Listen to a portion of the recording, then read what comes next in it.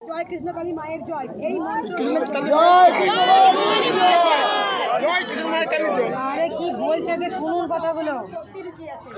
জয় কৃষ্ণকালী মায়ের জয়। এই মন্ত্র যখন ঘাড়ের ওপর দিয়ে করছে, এই 4-5 টোটো আসছে, আমি বুঝে গেছি ভক্ত আসছে। তো আমাকে দেখে চিনতে পেরেছে মঙ্গলা মা যাচ্ছে।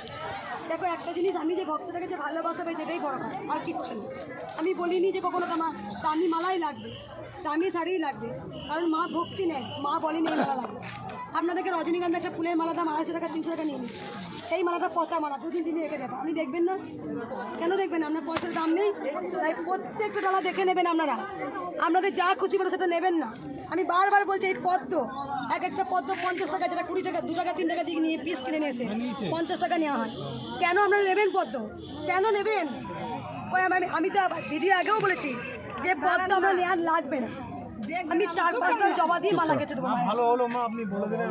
আমি আগেও লাইভে বলে দিয়েছি, পদ্ম আপনাদের জোর করে গুঁজে দিচ্ছে নীল মঙ্গলা মাকে হাতে দিবেন।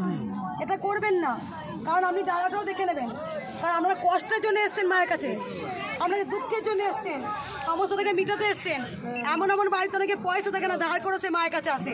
জয় মা কৃষ্ণকালী জয়।